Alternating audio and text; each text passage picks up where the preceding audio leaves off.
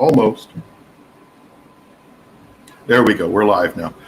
Good evening, ladies and gentlemen. I'm Doug Force from the Myth is Canada. Tonight we have Mark Martins, critical thinker, on with us. We have Derek. Derek Storie. Yeah, you got it right. Sorry about that, folks. I have had some things turned on Facebook. And this evening, we're going to get Wayne Peters in from What's Up Canada. We now have Derek Storie in from Noble Savages, along with Cody Haller. And we're hoping to get Miranda Remillard in from the Canadian Revolution. And it's really going to be an intro as to what's going on the Hill with these people, so that you guys get a better idea and a better understanding of what they're doing and the support that they need that we may be able to give them. We'll be asking them questions about what they're doing and what kind of things they'll be needing here from the audience, from ourselves, and so forth. So I'm just going to hand the microphone over to Derek. And, there he is. Nice to see you, Mr. Wayne Peters. Looks like I might actually be here. I thought I would now turn the microphone over to Wayne and Derek and let them kind of give you a quick intro as to what's going on the Hill and what they're doing. Go ahead, guys. Go ahead. You have the floor. We're in day 8 now of being encamped at the War Memorial across from Parliament Hill on sacred ground, the very monument of the men that fought and died for this country. That's kind of where we're making our stand against corrupt de facto government that needs to stop. There is nothing else that I mean, the 90-year-old experiment is over, and if this is what it's going to take, some people drawing a line in the sand until there's enough people educated or there's change, that's kind of the idea.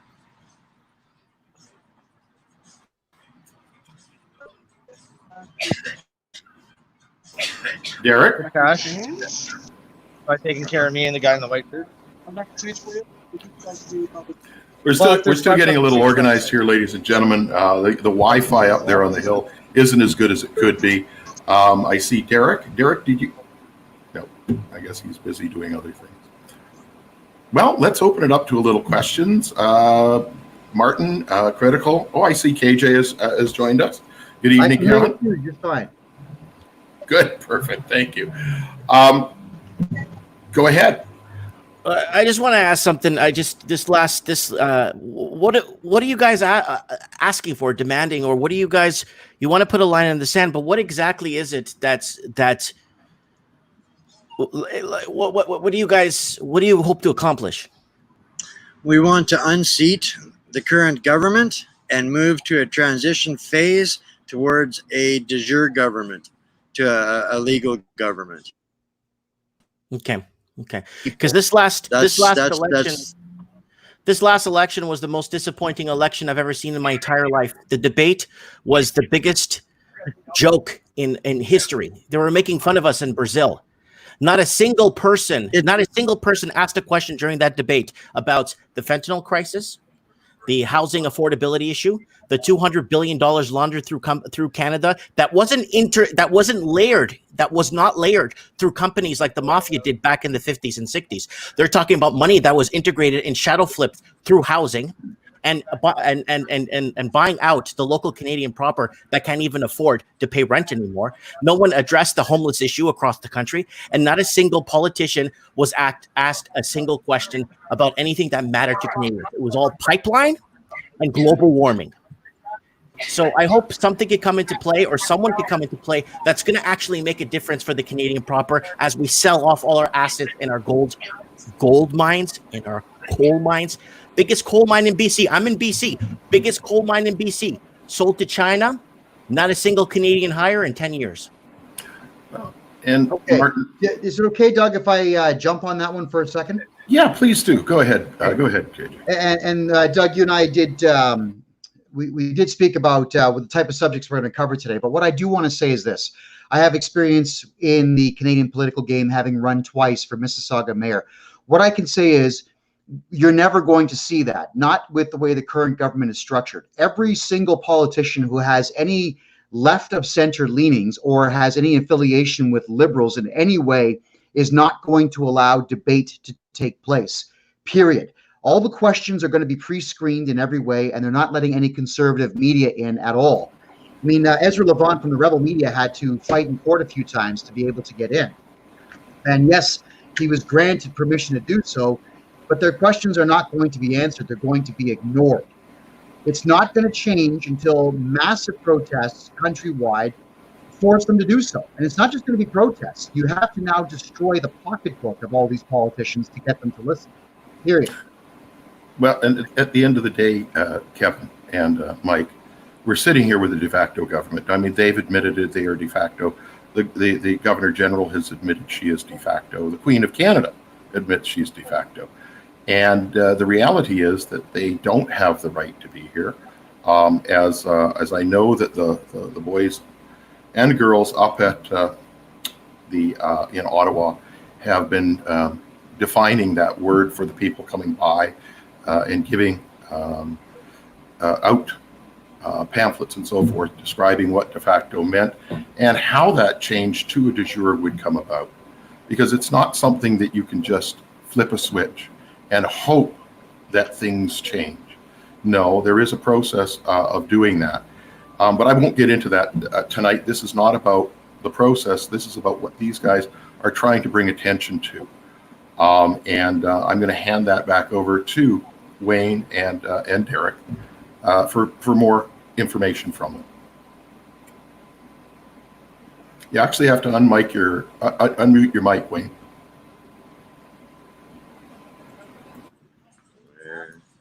What you also saw in the last election, Mike, was the most rigged election we've ever seen. And anybody that thinks that's going to change, that's not. And there is no substance in any discussion from any political party, any political member that has anything of relevance to the Canadian people. It's all just a circle jerk between each other on who doesn't like each other and what the flavor of the day is. There is nothing that any of the Canadians are demanding that they're listening to. We got a double echo in here, guys. And this is really what it's boiled down to. There's nothing that the people are saying that the politicians are hearing. It doesn't matter where you see them, what they're talking about, whether it's on their Facebook page or in the buildings here. It's all just a circle or go around about what they want to do, and not once is it coming back to anything that actually matters to the people. It's a charade. It's a giant charade. The mainstream media is the biggest accomplices in this conspiracy against Canadians. It truly is, because it's not a governance. There is no engagement. There is no interaction. There is no communication. The people are absolutely not been heard. I've been across this country 5 times in the last year and a half, and it's the same thing everywhere. And now, I've been yipping about this long enough that I'm hearing back from the rest of the world too that it's the same darn thing. So I did something maybe foolish, but I wrote a piece of paper that has basically encompassed all of these things that the Canadians want to talk about, that Canadians want answers to, and that has gone viral. And not just here, it's gone around the world, and people are starting to demand answers to these questions. Shut up with the fluff. We're tired of it. Enough is enough. And that's, I guess, if you want to put it as brass tacks as there is, that's what we're doing here. And we're trying to do it with education, not violence or disruption. If you go by our camp, the camp up here, the Canadian Revolution is established. There's 21 crimes that this government is openly, that the people should openly be aware about, that this government has committed just recently. And there's a bunch more to go up there as we grow here, and we are growing. That's called tyranny. So basically, if the government does it, it's tyranny. But if I do it or you do it, we'll be behind will be in solitary confinement. Perfect case in point. Last Wednesday, we put 10,000 people up on the hill. They were carrying all kinds of flags on hockey sticks. They were walking all over the grass. They were everywhere. Nothing was said. Everything was allowed. Hang banners from fences. So long as there was nothing nasty or anything like that, it was all great and golden. There was nothing nasty. The worst thing that happened that was nasty was somebody set off a couple of firecrackers that had little Canadian flags flying down from them. That was the worst thing that happened, and they got scolded for it, and that was all good and dandy. The mainstream media said there was a couple of hundred people there.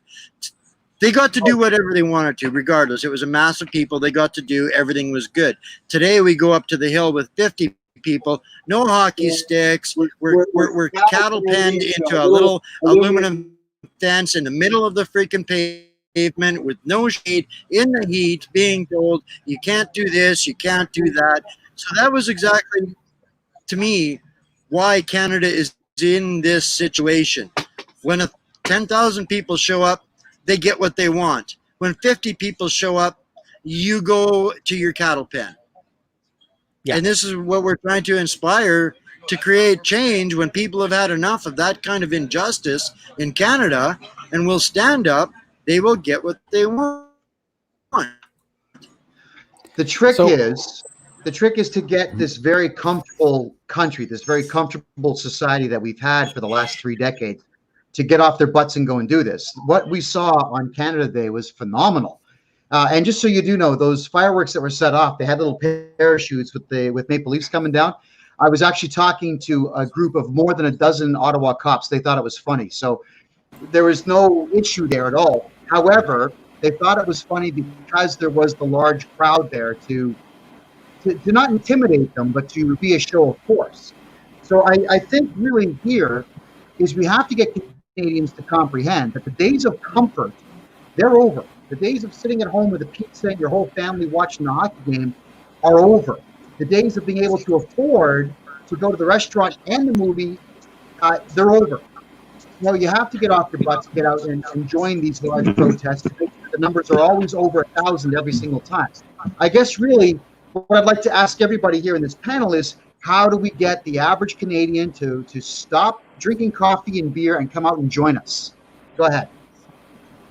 You got to pull out the comfort. You got to pull away the comfort. You got to start actually calling a spade. And once people wake up to the banking system and the banking cartels in Canada and how many billions of dollars they're printing away, and the people that are a lot of sideliners that I know that saved and have money saved for a rainy day, their savings are dwindling away. So the cost of getting educated in Canada is getting more expensive. We're catering now to foreign students. We don't cater now to locals anymore.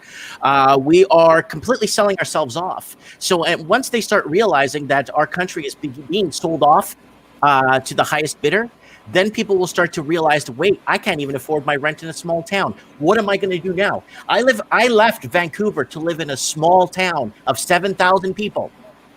And I managed to get ahead and start a family because I left Vancouver. If I stayed in Vancouver, I'd probably be on assistance and trying to get by. And that's the problem. Once you take the comfort away from the people, and once the people realize that all our big industries are being sold to China, and they're not hiring Canadians to work for them, but they use our healthcare. Well, and you also have to realize that what's happening to the financial system, and this is why they're doing what they're doing. Yes, there's still comfort here in Canada for the Canadian people to not kind of get out and show up and protest, but that's going away very quickly.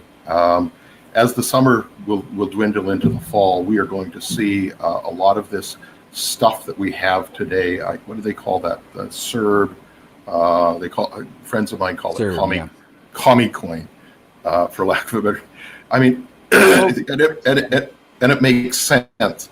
And the EI and all this other stuff. This is going to go away in the fall, and then we're going to see real. That's a police siren. Cool, they're coming to take me away. No, they're probably coming for me, if anybody. Oh, okay. And the thing here is that you're absolutely correct. We have to be able to stand up. We have to be able to show up. We have to take responsibility for ourselves and for our provinces, and then the greater thing for our country. And if we don't do that, then we're going to get exactly what we deserve. And that's the saddest part of all of this. Go ahead, Critical. I guess really, Doug, what we need to do though is get Canadians convinced now, get them to understand now that it absolutely is 100% their fault this is happening, because they keep voting Liberal, NDP, and Green. They keep listening to the nonsense coming out of their mouths, and they're not thinking conservatively, nor are they questioning anything that is said to them. Period. Go ahead. Well, first, I think we need to backpedal a lot here. I mean, everybody on this panel understands what you're saying. Everybody in the chat understands what you're saying. But you go down to the average person. All of the things that you're talking about here today with the banking system, when we start talking about the UN, we start talking about all of these things, people don't get that and they don't want to hear it. Yeah. They want to hear normal language. What hurts them the most? People out there are too busy being busy. They have a job. So that is the comfort level that once that disappears, as Doug was alluding to, that is when they feel the pain. That is when we need to be ready to receive that kind of person and say, here's the problem. We need to come together and we can have a solution for it. That's what we need to be preparing for. Going out there and telling everybody the problem is this and that and this and that. People just don't want to hear that right now because they're comfortable, as you put it. So we can talk about all we want about the banking systems and all these things, and it's great. You might catch 2% of the people out there, but the rest of them want to know, is my job secure? No, it's not. Why? Or when will it happen? It'll probably happen to this because, like Doug was saying, when the CERB runs out, what are you going to do if your job won't be there? Those are the questions you want to ask the people, because these are the questions they're not thinking about right now. That's the kind of thing that we need to be doing. Those are the messages. And then I don't understand why we keep making, we had 10,000 people apparently, whatever, 200, I don't know, whatever the number was, Canada Day, Dominion Day. We went to the Parliament building. We made the government relevant again. Why did we do that? Did Trudeau give a crap about anyone down there? Did he make you relevant? No, he did not. Why are we continuing to make the government relevant? Do this on our own. Do it somewhere else where they have to chase us and find out what the heck we're doing. Tell us how. What is? How do you do that? That's what I want to hear. I said this when United Rewold, same thing when you guys went down there to do that in Parliament building. I said go down to Quebec. Those people know how to fight for freedom. Okay, they've had to do it. Their language, their values, everything has been suppressed on the French. So they understand what it's like to uphold values. Okay, those people came in there with a large amount of people. They want the same thing we want. Why aren't we connecting with that? We'll get BC in there. We'll get every representative we can from all the provinces to talk in a place, to meet. But we don't need to make the government relevant. That's the mistake we're making. We want to go there and make Trudeau hear us. I don't care if he hears us. It doesn't involve him. It doesn't involve the Parliament. It doesn't involve any of them. It's we the people. And until we get people to understand that, we're beating a dead horse here. Now, I'd like to actually address that, and that's Sure. exactly why we have to be here in Parliament or in Ottawa, because this is exactly where everybody looks to for those kinds of answers and solutions and stuff like that. That's the conditioning. That's the battlefield where we're at. So, I mean, and this is where we have to take and see that was not a rally.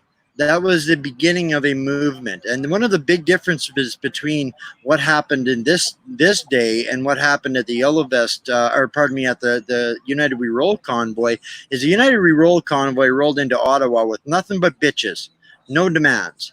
They had no ideas. They had no demands. They had no negotiating point, right? This was a huge difference between what happened on Dominion Day here and this was also misleading because there was different things that were actually happening, actual events happening, where at one point about 4,000 people broke off and went to the American embassy to deliver papers that are, in relevance to the USMCA and what, I mean, I'm not fully versed in what was in there. I have no idea, but I know what was going on. And now this is where, when people look at the numbers, the numbers are significant, but not because they're exact. Exactness doesn't mean squat. They could have been from the 10,000 that were there throughout the day. There was not 10,000 people at one point in time, but throughout the day, there absolutely was more than 10,000 people in attendance. And that's what we have to look at. There was 10,000 people that weren't aware of what was going on, came, showed up, and walked away with a different information set. This is where this group at the Hill is here continuing exactly that information set. There's no continuance with anything anybody has ever done in the past. The United We Roll convoy, they came, they went home, parked the wheels, everything was done. A good portion of the groups that were here in Ottawa and Canada today did the exact same thing. They came, they talked, they left, and they're done, right? People have to learn the difference between coming to talk and coming to work together, coming to support each other. You don't come, drop your bomb, and walk away. You engage, you support, you understand. Now, this is the purpose of this small group here that is going out now. They have made it a full-time job from dawn till dusk and beyond of delivering those right answers. And what they're doing it with is table talk. This is what you get when you come here to this little encampment, is table talk. You get straight up talk from people that can answer people with the answers about the crimes and the why. And what people need to understand is there is an easy button. We don't have to wait 3 generations to fix this mess, to teach them words like odious debt and de facto and de jure, because those 3 words alone could set us free. If enough of the people knew it, we could start the process. We're not here talking how this process works or what it looks like in the end or any of those things. We are trying to build a foundation of information during this interruption of the mainstream media that these people achieved this week. Now, this is absolutely, whether we see it or not, the size of the fire that we see when we're standing in front of it is way bigger than when we look back. Now, this is going around globally, absolutely globally. My little page was completely irrelevant a week ago. Now, with millions of views later, it is being distributed to hundreds of news networks internationally. The response I'm getting is not from Canadians, it's from international. The only journalists that have been here to this camp to talk to us were from the States. Well, I do want to reflect on that, Wayne. First off, you are correct, absolutely correct. We can't get any mainstream media at all to talk to us in any way, except when they decided that they want to devalue one of us and what we're saying, in which case you'll get a stupid question that's brought up. I'll give you a prime example, best example I can give you. 1 week before the 2018 election, I get a phone call from the Mississauga News. As opposed to asking me what my platform was to be mayor of the city, they were asking me about a criminal charge for hate speech that was flung upon me 2.5 years earlier, and why what I thought of the whole process and what I thought about offending some people. And of course, I let the guy have it, but that is what they decided to do. It was so important that the Mississauga News asked me about that and that alone. Yeah. It was actually completely blacklisted by the Star, the Sun, National Post, all of them, except to talk about my I can't even say the name of the religion under court order right now, anti-something. They don't like that. So with all of you, Doug, you are teaching people that this country's a farce, and they're going to do whatever they can to make you look bad. Wayne, again, they know that you know some dangerous stuff for them, and they're going to go out of their way to pick up the best name they can. And I've got a feeling it's going to be transient. That's the one they're going to pick for you. It's racist for me, transient for you. Doug, conspiracy theorist. That is what we call all of us. Okay. Here's the thing, Kevin. Go ahead. You're the only politician that I've ever actually gone in public and talked with We did a live stream a couple of years ago, yourself, myself, and Mike Phillips. But you're the only politician that has ever actually had me on with you. All the other politicians that I've asked to go on a number of different shows, mainstream media, and they all give me the same thing. Oh yeah, sure, when hell freezes over. But at the end of the day, it doesn't really matter because the people are learning, and the politics isn't going to fix it for them. I think that Wayne and the people on the Hill are actually bringing that more to the forefront now, and for people to understand. I mean, I watch Wayne and do his morning update videos, his evening update videos, and these things are going out to thousands of people. Thousands of people are literally interested in what's happening up there, which is why we put this together for this evening, to give even a wider audience to this. It's really important for us for them to prove that politics doesn't work here. It's not politics that's going to fix this problem. Can I say something?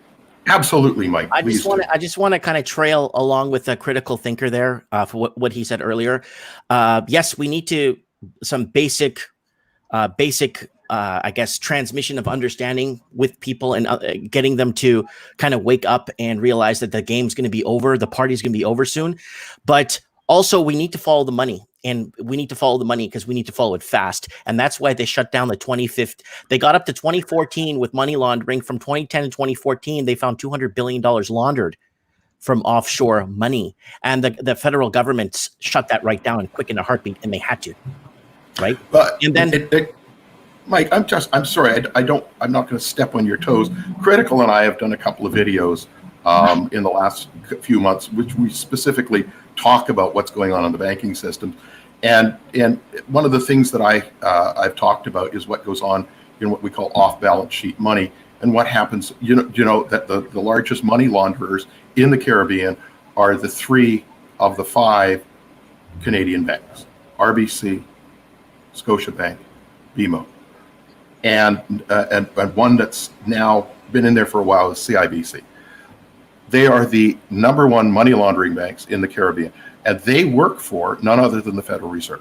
The Federal Reserve is the number 1 money launderer in the world. I've said this publicly for years and years and years and years, so they're not going to come after me. They're quite proud of it. They only charge 25% to launder your money. So if you come in with 100 million, they'll give you 75 million electronically into an account, and you can go spend it any way you want.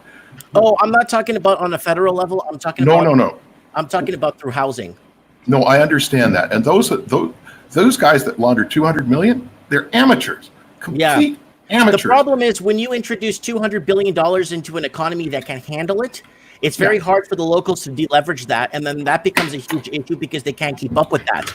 The problem is when I lived in Vancouver, there was 4 people living in my tower. The entire tower was empty, owned by foreign investing, but they shadow flipped. They sold the same. They had 2 corporations, and they would sell back and forth 56 times. Right. Okay. And that's what I want to say is follow the money, because if you follow the money, you'll start unraveling what's happening, especially through our casinos here in BC. Holy smokes. The amount of money they come in with hockey bags full of cash, that is going to obviously send a ripple effect through our middle class and our working poor and whatever's left in our middle class. And for Kevin J. Johnson, I think from 6 months, 7 months ago, 8 months, I think it was 10 months ago now, the federal government, Canada no longer has open media. Canada has state-run media. When you go to a live stream on CBC, the comments are closed. When our great leader comes out from his patio and gives a great speech of how great he is and how his hair looks great and his trim beard looks fantastic, the comments are closed. The media companies were bailed out $650 million instead, and a lot of media journalists went against this. A lot of them said, look, let us die if we die, because we can't lose the voice of Canada. The media is supposed to be our watchdog. And they're not our watchdog anymore, because they're going to call Kevin J. Johnson, ask him about some sort of hate crime he committed a year or 2 years ago, which nobody cares about. You know what I'm saying? Yeah, right. Which he actually didn't even commit in the first place. That's the other side of the coin. And then with the other gentleman there at the bottom with the hat, basically, I am the voice. They call me the voice of the Commonwealth in Australia. I have more people view my YouTube channel from Australia. I've been banned. I'm actually not allowed to go to Australia. What? I'm actually not allowed to go to Australia.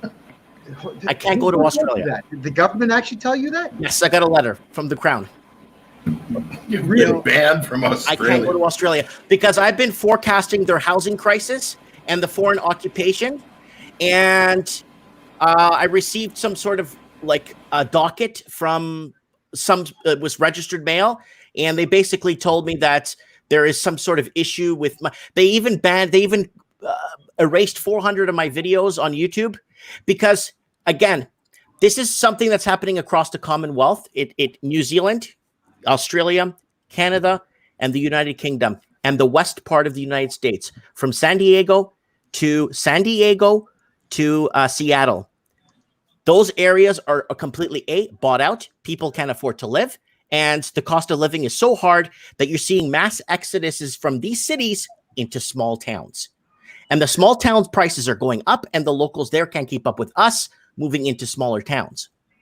And this is what's happening across the Commonwealth. Everybody left Sydney to Hobart. Everybody left Melbourne to Perth. Everybody left Christchurch and all these major cities in New Zealand, and they moved to small little towns. Melbourne to Perth? That's the other side of the continent. That's correct. And we got this information from shipping companies that people are getting one-way tickets from Sydney to Perth, like one-way travel, like to move their stuff, and that's it. Nobody from Perth is going to Sydney. That's how bad it is. Our cities, the Commonwealth, has been completely bought out. We don't stand a chance. Like I said, we need to follow their money. Australia had the same problem with money laundering through casinos, and Australia has $480 billion laundered through their housing. Okay. Mike, I appreciate what you're saying here, but we're getting a little bit off topic.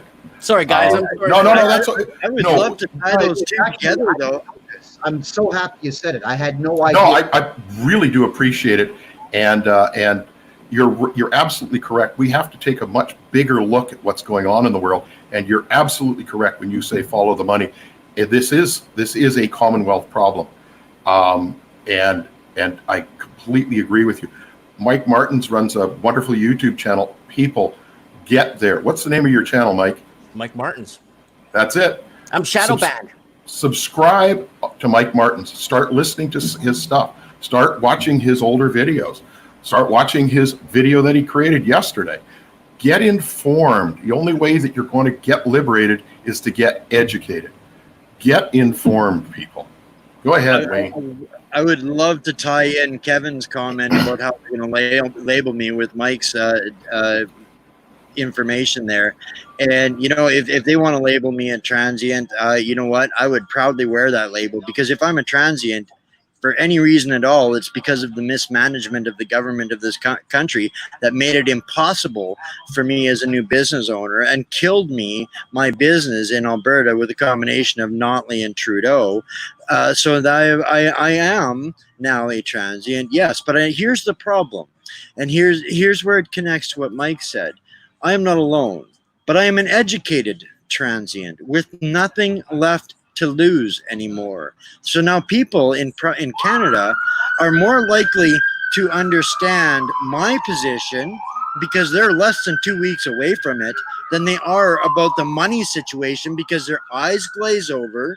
They have no idea because they haven't had any money. They don't have these problems. All they know is the money Maytag machine of the crooked governments has to stop. This is the difference between table talk and analytics. And right now, the people on the street, they're listening to the table talk and they want to know, how do we fix this? They don't have the scalpel. They're looking for the bludgeon, right? Okay. And the only thing, and this is where we can hands-on give them at table talk basic definitions that they can go forward from, and they're finding answers. Good. Now, I do have to say this, and this is not me butt kissing or anything else. Look, Canada, Wayne and Derek have traveled this country, as he said 5 times. Look, I'm on the phone with these guys all the time. I can tell you that they are always in a different town every week, and it's pretty much 3-4 times a week they will call me from a different town. If anyone knows what's really going on in this country, it's Wayne.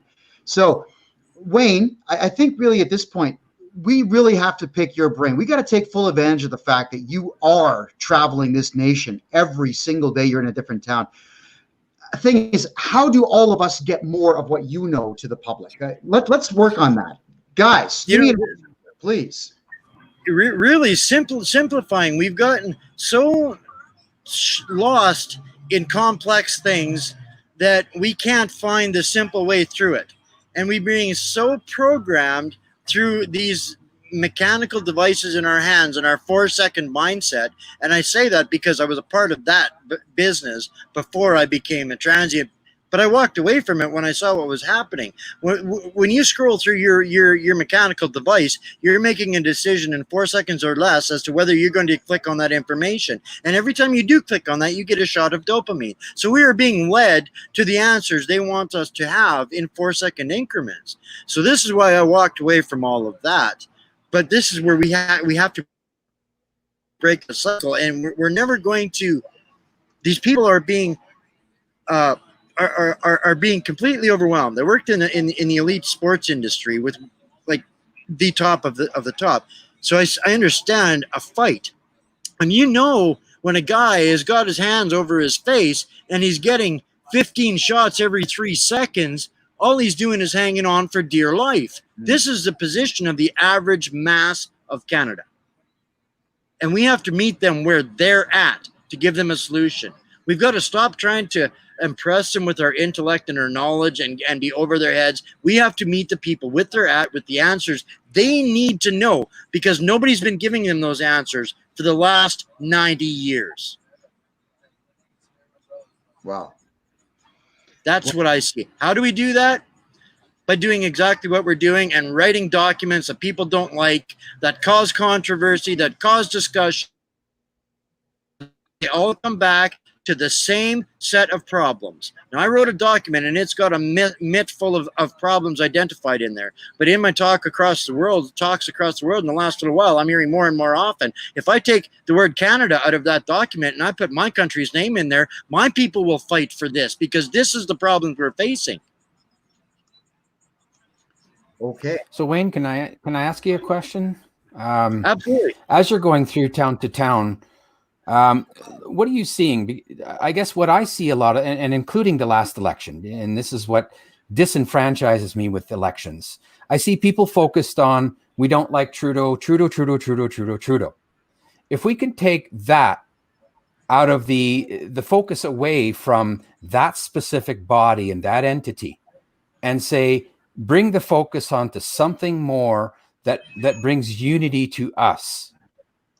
How would you suggest, or how would you bring that unity to people? What would be the message you would tell them? Because I think right now, every election, everything is all about, we need Trudeau out. I hate Trudeau, this Trudeau, that Trudeau. What are you hearing from people out there? Is it the same message that it's Trudeau? Or do you think there's something else we can get them to focus on? You know what? I don't think people specifically give a who it is, because from one cycle to the next, they're realizing more and more that the system itself is just flat out broken. There's been problems that have been ignored for a very long time. And it's only, I mean, in my lifetime, I've been experiencing, this is now my second Trudeau that has literally has destroyed my life as I knew it. But I will quote one sentence that the senior Trudeau did say that was, in my mind, the only true thing he ever said, was that Canada is in a constitutional crisis. The problem is we're still in this constitutional crisis. And for every year since then, they have put this Band-Aid on it and pillaged our country every day since, just through misinformation, lack of information, and lies. We need to do a hard information check on where we're at. And the Canadians know where they're at. They're the ones facing the streets. They're the ones being told they're going to be evicted because they can't pay their rent. And, oh, well, the government doesn't give them enough money to pay their bills, so they're going to be landing on the streets. What are these people going to do? How can they react in any other way when they see the billions and trillions of dollars fleeing to other countries and our assets sold off, and all they're facing is the truth? They don't want to have talks about banks, man. They know it's all broken and shit. They want a way out, and they want it now. And the simpler we can make that, that's how we win. That's the only way I see we win this peacefully. Because if we don't, and this is what they're starting to understand, this is where the gun people need to understand this too, that once their possessions have been removed, and they will be removed, they will be, then the only thing we will have left to stand up and fights with is going to be pots and pans. So this is why we're walking around in small groups, standing outside of CBC's headquarters with pots and pans, screaming at the tops of our lungs, media lies, Canada dies, because it's the most blunt, short truth we can put together for the people. I got an idea. What if you rolled out a campaign, bring your cell phone campaign, and everybody records whatever they want while they're at these debates, at these tables, at these protests, at these rallies? What if people went out and recorded their own version of it, and we got that on social media? I think that might opening, if you get 300 people, 10,000 people, and everybody's there with their phones recording it and broadcasting live on Facebook. You could have a live on Facebook 30 minutes. Everybody ready to go live on Facebook? All right, open your Facebook app. Everybody start streaming now, and everyone starts streaming at the same time. You know what happens though? The bandwidth at the location crashes. Everybody loses their feeds. Oh. Nobody gets nothing. It's all static, garbage, and junk. And if anybody is getting anything of relevance out, they jam it out. Wow. What we need to do is we need to have dedicated people to go out there and cover these in quality. And then we need the people like us, the people with the ear, to get coordinated just like the mainstream media does. At 7 o'clock in the morning, the same message goes out across the whole country in every province. Why can't we do that? Because this is how we do it. Every time they put out a garbage message, we could collectively put out 10 messages behind them that washes their junk away so bad, exposing them. And we could do this, and we continue to do this, and we continue to do this. It's the only way we wash their message away, and the only thing left for them to see is what we have to tell them. And that'll even only work for a short term, because they'll write a new program that will, or they will remove us. That's how extreme it is here in Canada.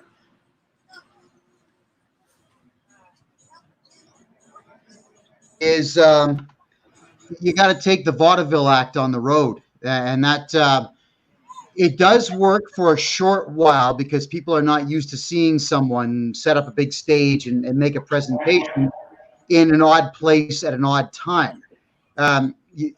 Which, again, I did during my mayor run in Mississauga. I was on top of a 20-foot tall scissor lift with big banners and a microphone, shouting at people making left turns on major streets, and it worked. People would pull their phones out and record. So, Mike, your suggestion to get everyone to pull their phones out and record is a good one. We just have to make sure people who are doing it have got those maximum packages you can buy through Rogers or Verizon, so that you're not burning up the local Wi-Fi bandwidth. But how do you keep people's interest after you've done the Vaudeville Act and everyone in a particular neighborhood has seen it? Well, you got to move on to the next town. That requires money. We have to get funding for someone to take that act on the road. Then who do we appoint for the point man for the act itself? So yeah, we don't have the budget to do these types of things unless we can coordinate to get that kind of fundraising going. Well, so the question is, how do we get that happening? And the one thing we have to do here in order to start I think the word that we use here is monetization. And in order to monetize a movement like this, one has to have the numbers start getting up there. And this is why we're doing what we're doing. This is why Wayne is doing what Wayne is doing, what Miranda is doing, what Miranda is doing. What the one thing that I love about what these guys are doing up there on the hill, we call it, is that they found unity. And that is a beautiful thing. If we can find unity across Canada with all of the groups coming under one umbrella, we'll get the numbers. That's what we need. We need to be informing people. I think the 5G guys are great. I love the anti-vax guys. I love all these different groups are out there, but they're all tipping at their own windmills.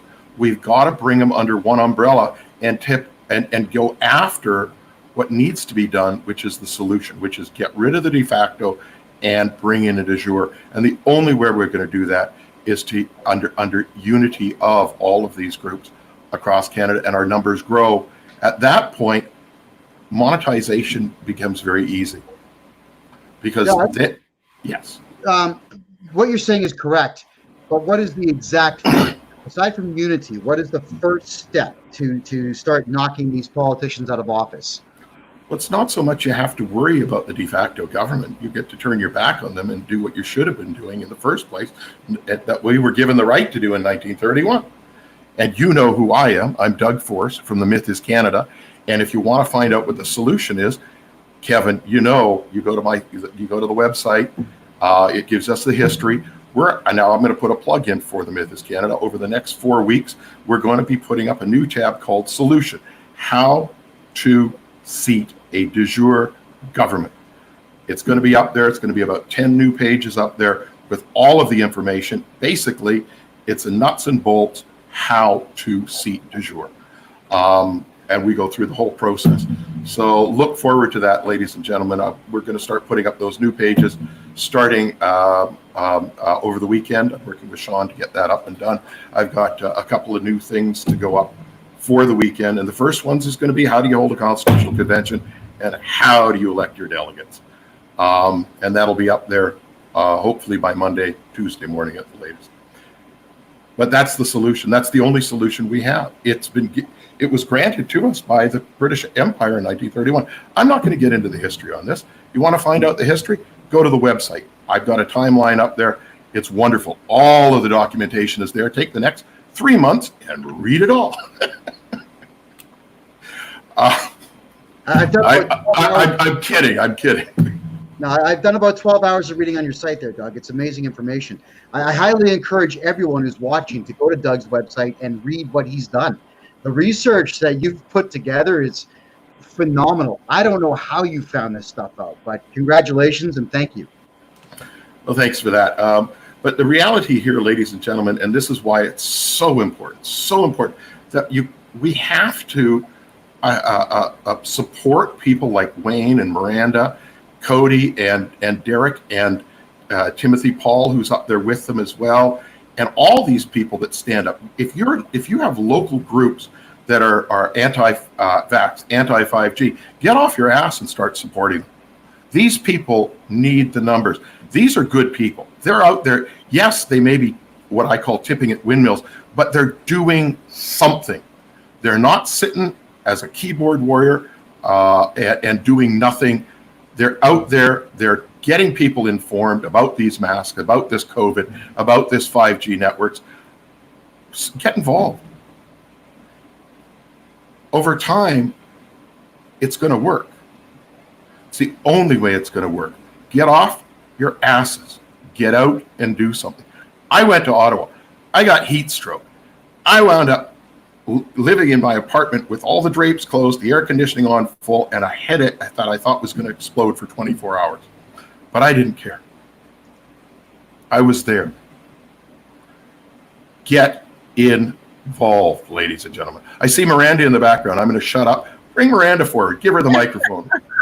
She's just been just picking at me here. She's dying to talk, and she needs to be heard. Yeah, so I agree, Doug. We need unity. We have to keep in mind that all the patriots together is enough of us. We don't even need to wake up any other population, and we would have enough people with all the patriots to seat a de jure government. So we are doing actual concrete things from here. We're not just sitting in camp doing nothing. Like, we're going to be planning weekly campaigns. One being like a de facto campaign, one being a banner campaign. So we're actually going to hang banners from different areas of the city and get people really noticing us. So what our ideas are at the Canadian Revolution is that we can do these same campaigns across the country. So the No Mask campaign is actually put on by Toronto Masks instead of Hugs, or Hugs Over Masks. Hugs Over Masks, yeah. Yeah, so we're actually going to join forces with them and do that in Ottawa. So that's us joining forces with them doing that campaign. But we kind of are hoping that people will join forces with us as well and do our campaigns. And they're very factual, easy to understand things. So the critical thinking video that I just posted on the Canadian Revolution that you and Doug had made was short and sweet and to the point, and it was only explaining 1867. So that really took off with people because that was the first step in the lies. So that we sent that away to them in a 5-minute video. So if we could do that for each date, I know that the website is great information, but that takes time, and they have to dedicate so much time to doing and reading that information. If we can send that out in short snippets of information, and the same thing with like a brochure, we could offer the solution, everything put into one. So this is why it's de facto. Then we can say what it's going to do if we make it de jure, and then how to make it de jure, and how to start the constitutional conventions, laying it out for them, and then passing that out countrywide to everybody.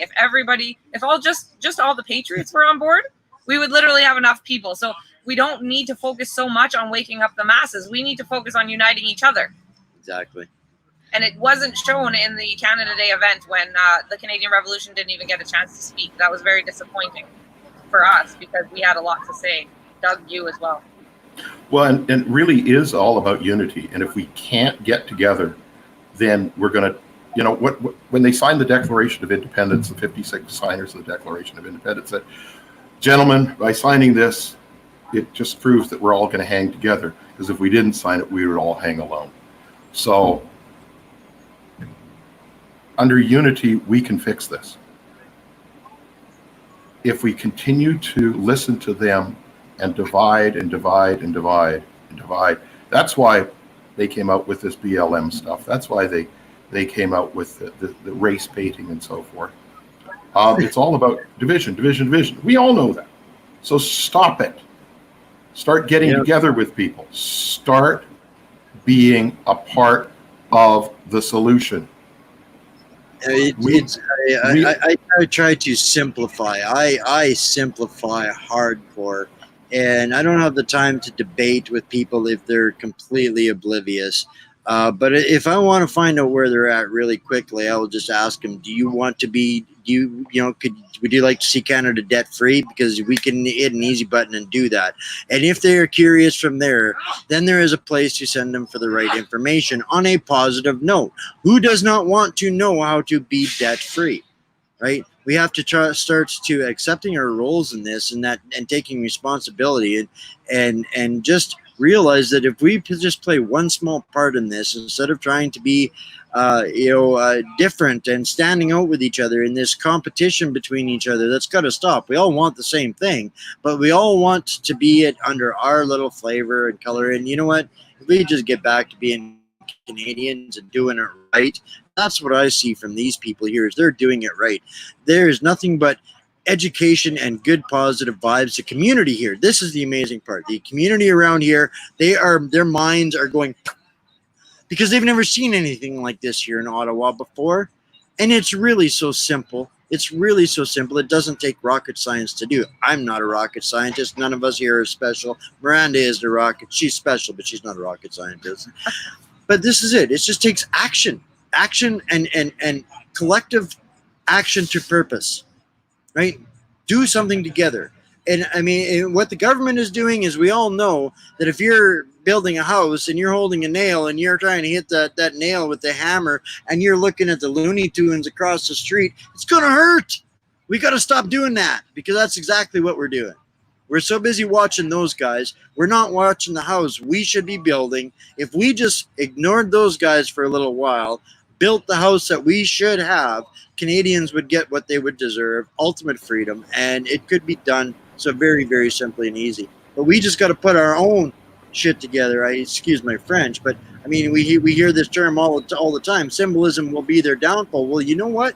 It's going to be ours too, because we all want to run under this little label or that little group or this little club or that little party, and nobody's talking about real problems, real solutions.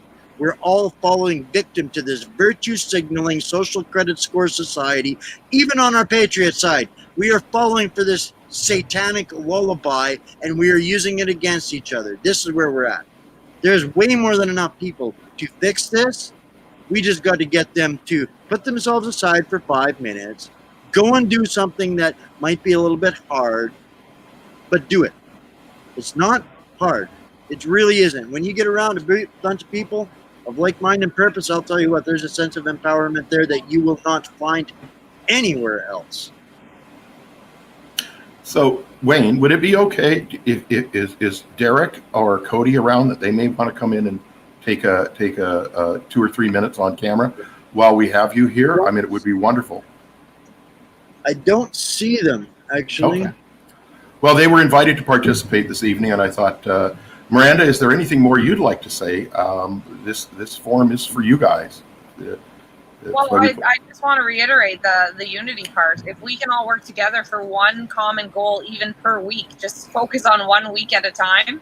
We're all about solutions here. We don't sit around and do nothing about it or complain. Like Wayne said, let's stop focusing on Antifa and what they're doing and focus on what we need to do.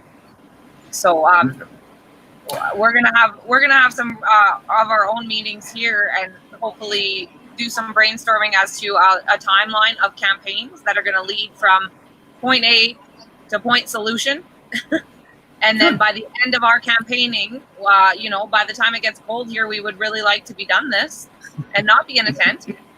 So by the time of our 12-week campaign, we're going to have a lot of people woken up to the real truth and sent in the right direction for the real solution. Most patriots already know it, so this is a chance to do it for the public as well, countrywide. Okay. Well, I'm going to we'll start wrapping this up. We're coming up on an hour, which is plenty of time. We've had plenty of time here. And is there anything anybody in the here tonight on the panel would like to ask Wayne and Miranda while we still have them here? Mike, Critickill, Kevin? Kevin, you have to unmute your microphone.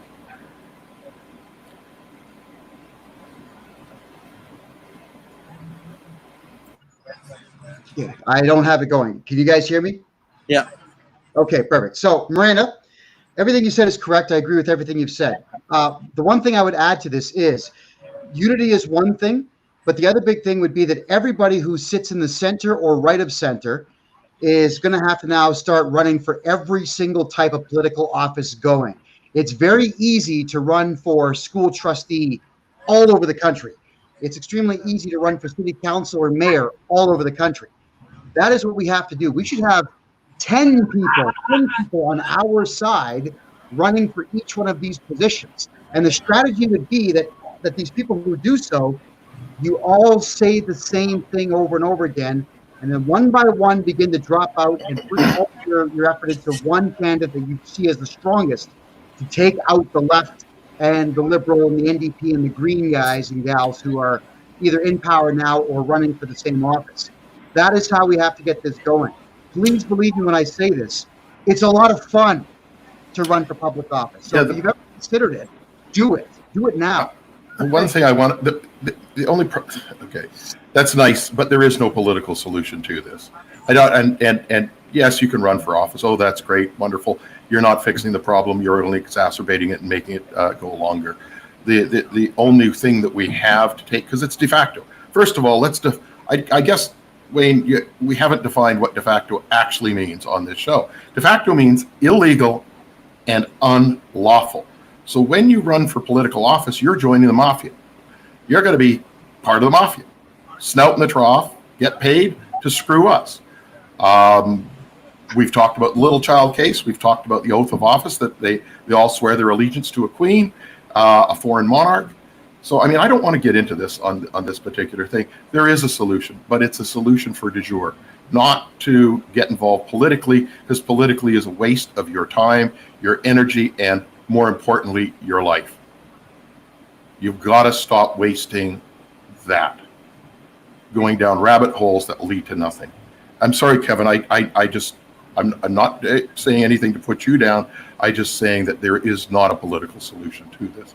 And it doesn't matter what politician I'm standing across from, Trudeau, Maxime Bernier, Laura Lynn Tyler, I can't think of it, Harper, all of these. There is no political solution. We, the people, have the solution, period. We do. And You want to meet more people that are interested, though, Doug? Is if you run for office, you do get a chance to meet everybody on the side. That is the good part. And believe it or not, the number of contacts that I've made over the years doing this is phenomenal. I would not have met you had I not run for public office. That's just the way I get that. I was approached by a political party in British Columbia years ago and asked if I would like to be the premier of British Columbia. I kid you not.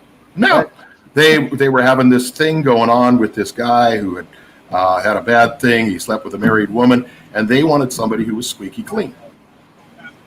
Guess what? I said, no, thank you. Politics are not for me. I'm apolitical. I don't get involved. You feel dirty. I mean, ugh. Can't do that. Anyway, long story short, there is a solution, and it's not through politics. Regrettably, they will lie to you. They will tell you whatever they can to get elected because they know the little child case is precedent. You get elected, I can't sue you because precedent says, guess what? He can lie to you. You have to wait till the next election cycle and then elect the next bad guy. That's called taxation without representation, and that's what we have here in Canada. And it now has to stop. The Canadian Revolution, ladies and gentlemen, get on their website. Get on What's Up Canada's website. Watch Critical Thinker. Come to Mike Martin's YouTube channel. Go, ladies and gentlemen, to Kevin Johnson. Listen to some of the stuff he says. Not all of it. Some of the stuff is really good. You'll learn from what you don't like. Exactly.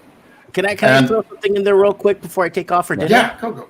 I got a show every Saturday night, and it's been running for 2.5 years now. 100 and some, almost 200 episodes, quite a few episodes, called Mike in the Night. And they call me the voice of the Commonwealth, and I get a lot of people on there from all over the Commonwealth that call into the show, whether you see them visually or whether they're just speaking. And the patterns are the same all across, the same patterns we're seeing. So if any of you want to come on Mike in the Night, all of you guys are welcome to come on at any time. Thank you. It's a good show. It gets a good replay value too. By the way, Mike, the Commonwealth of Australia we have the same solution for them here in Canada. They have the right to seat du jour there. The Commonwealth of Australia is actually 3 islands off the coast. It's not Terra Australis, which is what the continent is actually called. Mm-hmm. Oh, that's a whole other story, but I won't get into that with you. Anyways, Critical, is there something before we wrap this up? We're just across the hour. I just wanted to quickly say this. Every and I'm seeing it a lot because I'm simulcasting this on my channel as well. So people keep asking, well, no, we just need to, exactly kind of what Kevin was alluding to there. But I want to ask this to everybody who thinks the solution is still in politics and whatever the case is. I want to ask you this. What is the root? What is the sum of all evil right now? We have an election down in the States. What's happening? What is geared up because of the election? A division, all kinds of evil things going on. People in the streets shooting each other, piling on each other. And why? All because of politics. We have it same thing in what happened in the last election here in Canada. What happened? We had all people gang piling on one possible politician that maybe could have made a difference. I don't know. I'm not saying it's the answer, but I'm saying look at what the root of all evil is right now. This is the problem.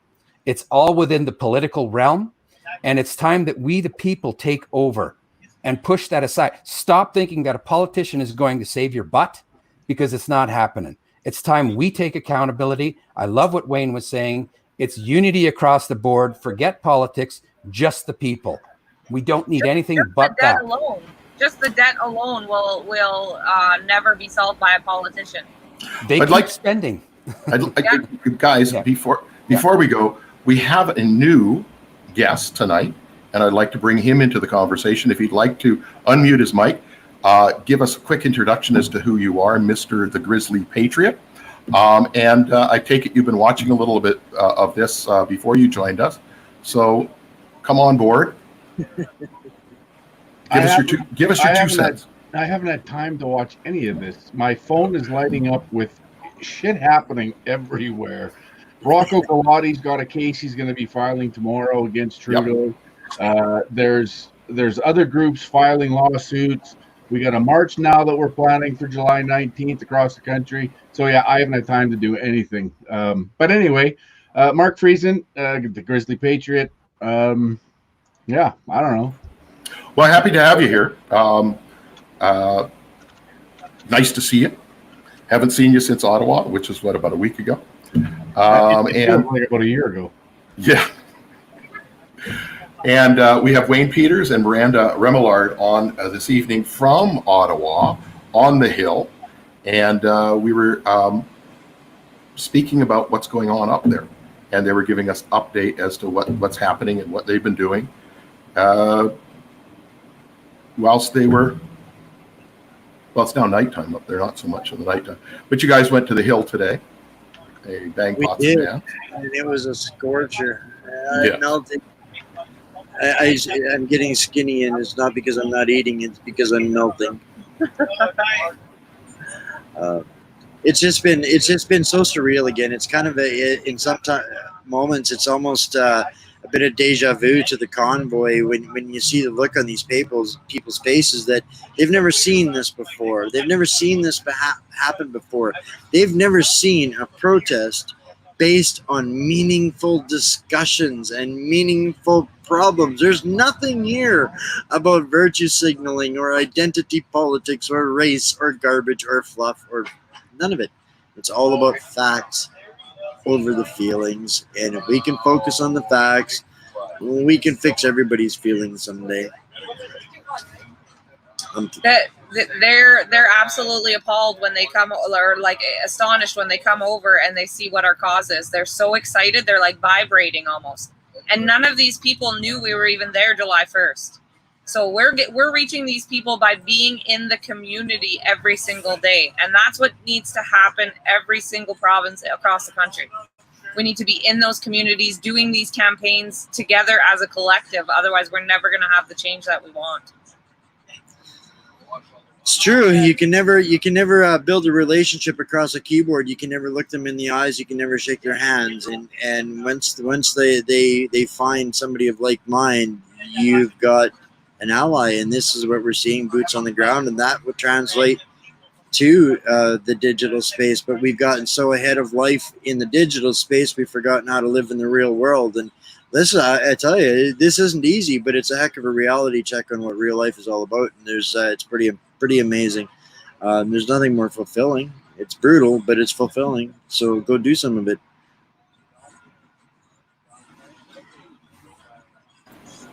Okay, well, anybody else have anything to say? We're now plus an hour here. I'm going to give Mark. Would you like to say anything? We're going to wind this down, but I'd like to give you the microphone for a few minutes if you'd like to say anything to the people watching, please. Yeah, so sorry I missed you guys, and I'm not sure what you all have covered or what you've talked about, but I mean, shout out to Wayne and Miranda and what they're doing. She's exactly right when she says we have to get into the community. I mean, this became very apparent. Of course, everyone knows that I ran as a candidate for the PPC, and we all got 1.6 across the board somehow. And it was, I mean, it's not like we didn't know this before, but it was really in your face. You know what? The population has absolutely no idea that there's even problems, never mind what's creating the problems. They're starting to be affected. The consequences are starting to rear across the board. A lot of people are starting to wake up because of COVID, but we're in a race where our competitors, our enemies, are already at lap number 7 of a 10-lap race, and we're still putting our shoes on. So it's extremely important that we get out to the community, that we reach a community. That's why I created the Forum for Canadian Sovereignty. So we can, before COVID, the plan was to get out, get into town halls, get in some speaking engagements, recruit more people to do it on a local level, and spread the word as to what's happening. Educate, inform. I just spoke with a potential local municipal candidate, 2 of them today actually. Both called me because they wanted advice on how they should run their campaign, and I had to tell them what they're getting into and why this municipality and why the government of the municipality is doing and making all these policies and decisions And I had to tell them all exactly what was happening and why it was happening. Like, holy, I had no idea. I said, I know you don't. Nobody has any idea. Yet everybody's committed to this agenda. Everything that we're going through, everything that people are looking around, being confused and wondering what the hell's going on. It's all related. All of it. BLM, COVID, masks, all of this. It's all related. And so, yeah, I mean, she's absolutely right. I'm sure you guys, other guys touched on it. We have to get and bust through this mainstream narrative that has the whole population under hypnosis, and without doing that, we have nothing. But with doing it, the masses, the people have the power. They have to understand that they have the power, and they most definitely have to exercise it. But they have to understand why, and until they do, and until they're inspired, But we're making strides. All of these folks in this room and so many others are making strides. The message is getting out. I know it's frustrating. I know it's hard as hell, but we just have to keep pumping it out there. And sooner or later, the dam will burst. Well, thank you very much for your comments there, Mark. That was very inspiring. Ladies and gentlemen, he's absolutely correct. As was Wayne, as was Miranda, myself, Critickill, and Kevin Johnson. Well, he was mostly correct. Sorry, Kevin, I got to give you a little jab. But thank you all for showing up here this evening, lady and gentlemen. I appreciate that, and the people on the Hill. I'm hoping that you will support them in whatever way you can now that you know that they're there. Is there anybody who would like to say anything else before we wrap this up for the evening? Hey, Kevin, before we pull your cord there, contact me after we're done here, and we'll work something out. Yes, and Doug, first off, I agree that the political solutions are just about gone. I do agree with that statement that you've made. No, I know you do. So for you to rip on me, it's cool. I love you for it, baby. But listen, but I do want to say that if you do want a voice where everyone's going to listen to what you've got to say in a select neighborhood, run for office, even if you're not serious about winning. That doesn't matter. At least you get a chance to say your piece. So as I indicated, if we could get everybody who's center or right of center to run, that's a lot of voices that will be listened to. Mocked, yes. You will be mocked. Don't get me wrong. The media, the left-wing media in this country will attack you, but that's free advertising for the message that you are trying to convey. So I do agree with Doug, mostly, and I disagree with a little bit of what Doug says, but it doesn't change the fact that we still respect each other. We still want to save this nation, and all I'm doing here is offering you a tip to get your voice heard faster than would normally have happened through social media. That's it. Can I just say something in response to Kevin real quick? Of course. So I agree with Kevin. I actually agree with everyone on this panel. That's the weird thing, is I agree with and I know people's position throughout this panel. And I can agree that the system is pretty much broken. I get it. I'm with you. Unfortunately, the masses, the sleepy, dopey, mainstream masses that are indoctrinated and hypnotized by the media they still believe in the system. So if you're going to reach those people, you have to go through the system to do it. And I know Crit calls me says I'm lying to the people when I say that, but I'm not. I'm straight up with them. I'll tell everybody that the system is broken, but the only ones that are going to be listening to me are the ones that still believe in the system. And I want to reach as many of those folks as absolutely possible. If I have to go through the system like I did the last election and get my ass kicked, I don't care, as long as I get a platform to reach as many people and educate as many people as I can. It's not my fault they're all stuck in the system and relying on the system. That's the reality. So we have to reach inside that system to get the people the education so they can make proper decisions based on real information. Until we do that, man, we're pissing against the wind. So I agree. I agree as well. The other thing too, Mark, maybe I should start running for the PPC. Do you think I'd make a good candidate? No, I'm not. This is not a joke. I talked with Ed during the election season last year, and he told me all about the PPC party and what you guys were doing and so forth. And I thought, as a party, not a bad deal. If you could get elected and if you could get over the oath of office that you would have to take, et cetera, maybe you could make changes. At the end of the day, I don't know. Okay, I don't know.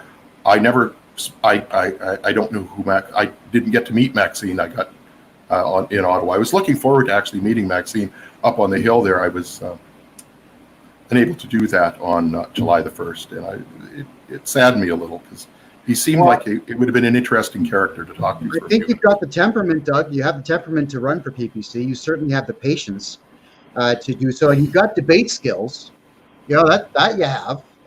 Charming good looks. I mean, why wouldn't you? And to be honest, I'm laughing because I'm surprised. I'm sort of blown away that you would say that. Now, on the other side of things, I would recommend not only you, but everyone on this panel and anybody who's listening, if they want a platform to get their message out and pound the pavement, whatever your message is, municipal politics, provincial politics, federal politics, whatever platform that you are provided, use it. I mean, again, you're probably going to have to pick some sort of a party and one that aligns mostly with your beliefs, because other than that, they won't probably let you run as a candidate. But, find that avenue to get the message out. And I don't know. It's such a personal decision. But, I mean, for me, it's all about platform. I've said this from day one, and I'll say it again right now in front of everybody again. The day that I am able to get elected, the day that the PPC is able to get elected and form government, is the day I get to quit politics and go build my cabin in the woods, because I don't want any part of it. But if I've managed to help get to the point where the PPC can get elected as government, wow, holy shit, did we ever do a lot of information and a lot of education to a lot of people to make that happen. And if we're at that stage, good, I can go away. Well, maybe the whole idea here is to set up a new party called the De Jure Canada Party, and start teaching the people through the political arms that would take that on. I don't know. I'm once again, this is just spitballing. I'm not actually saying this is something that should be done or shouldn't be done. But I don't see why it couldn't be done with the right sort of platform, the right sort of information. And maybe running on a platform that the candidates say, look, we will not take the oath to a foreign monarch when we take office. Elect us and windfall us into that. We can actually make some political change. I don't know. Will that work?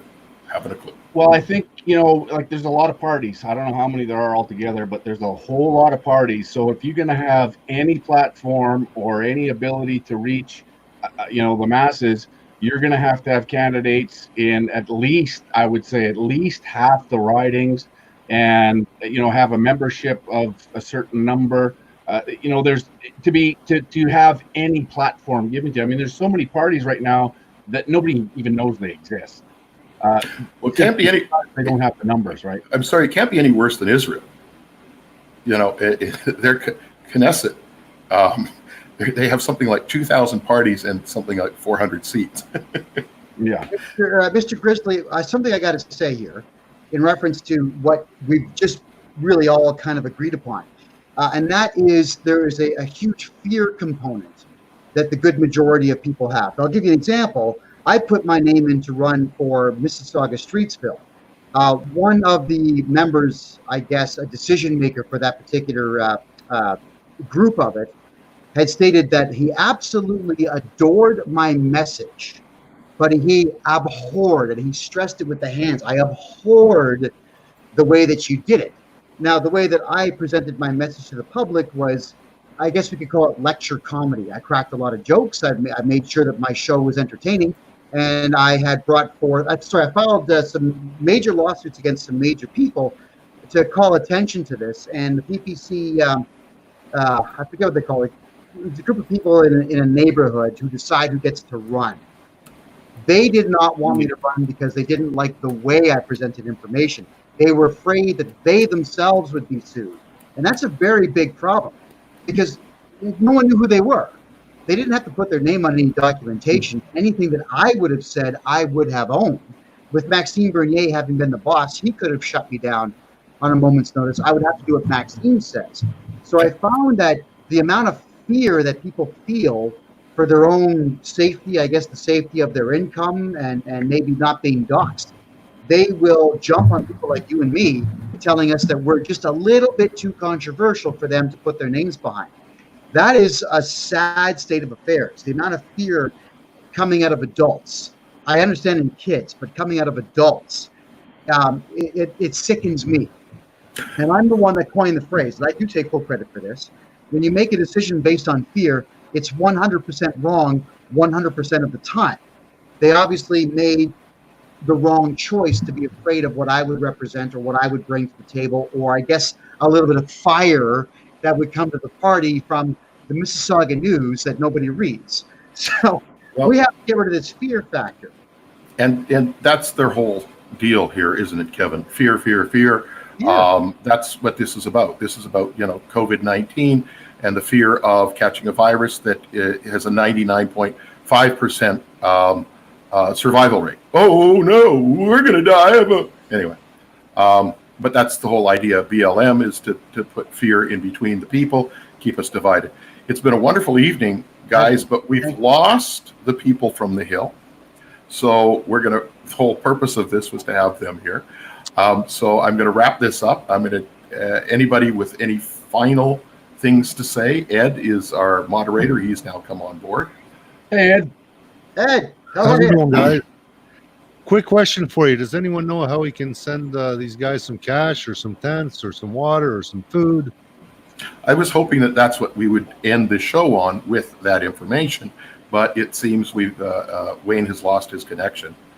And I'm not sure what they've got set up other than through their Facebook pages. I know that What's Up Canada, there's a way to donate there. And I know that I'm not sure about Miranda through Canadian Revolution, but Noble Savages, I believe, has a way to do that as well on their pages. I could make it easy for anybody. If you go to kevinjjohnston.ca, anyone who donates for the rest of this week up to Monday, after seeing this show, I'll get it straight to Derek, because I've got a lead in right to Derek's bank account. I can send it to him immediately. So if anyone wants to do that, I'll make sure Derek gets it. Okay. Well, thank you, Kevin. Thank you, Critickill. Thank you, Mark, for showing up, even though you came a little bit later, but it's great to see you. No, I think it's great. Thank you very much. And thank you to the ladies and gentlemen that showed up here on Facebook, on YouTube. Really appreciate that, as per usual. What a great bunch of people you are.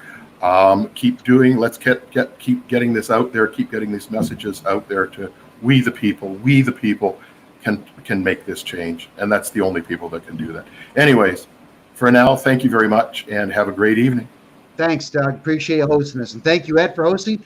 Great meeting you, gentlemen. I had a great time. Sorry I'm late, Doug. Thanks for having me. Next time I'll be a little bit more on time. Not a problem. Not a problem. All right. Take care, everyone. Good night, everybody.